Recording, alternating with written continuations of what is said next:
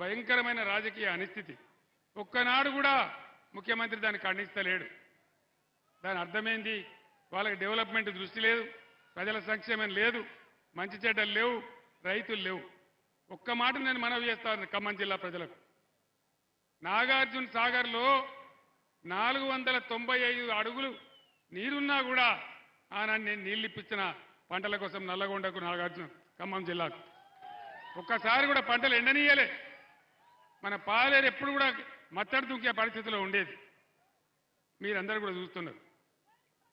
ఇవాళ 510 అడుగులు ఉన్నా నేను హెచ్చరించినా కూడా పంటలు ఎండబెట్టింది తప్ప నీళ్లు ఇడవలే. ఇప్పుడే ఆయన ఉపేందర్ రెడ్డి గారు చెప్తా ఉన్నాడు,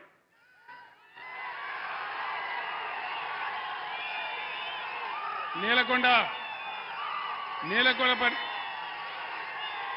సార్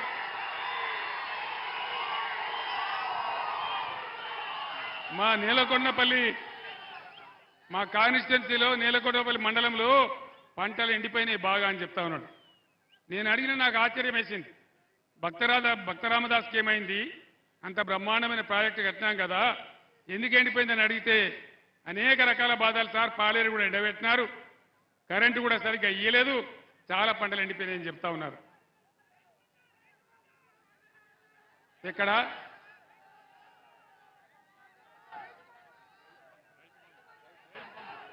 రైతు బంధు రాలే? రైతు బంధు అందరికీ రాలేదా? మరి యుద్ధం చేద్దామా, పోరాడదామా? మీ అందరు నేను ఒకటే కోరుతున్నా, ఈ కాంగ్రెస్ పార్టీ అడ్డగోలు హామీలు ఇచ్చి నాకు గుర్తు లేకపోతే మీరు గుర్తు చేస్తా ఉన్నారు. రైతు బంధు రావాలి. ఎందుకు మాకు బుర్రలేక పెట్టిన మా రైతు బంధు ప్రపంచవ్యాప్తంగా ప్రభుత్వ సబ్సిడీ లేకుండా, ప్రభుత్వ సపోర్ట్ లేకుండా ఎంటైర్ వరల్డ్లో ఏ దేశంలో కూడా వ్యవసాయం జరిగే పరిస్థితి లేదు. అశోక్ గులాటి అని ఒక ఆగ్రో ఎకానమిస్ట్తో అనేక మాసాల పాటు చర్చించి మేము నిర్ణయం తీసుకొని మన రైతులను నిలబెట్టాలి అని ఒక 4-5 కార్యక్రమాలు చేసినాం.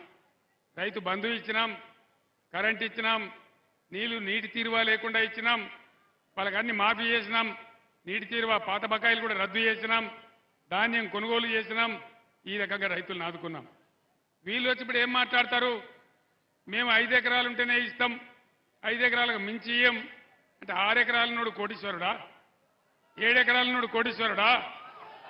నువ్వు 20-25 ఎకరాల తర్వాత ఇయ్య అంటే కొంత అర్థం ఉంటుంది, కానీ 10 ఎకరాలకు కూడా ఎగబెడతామంటే ఇది ఎక్కడ న్యాయం అని చెప్పి నేను మనవి చేస్తా ఉన్నా. వీళ్ళ మెడలు వంచి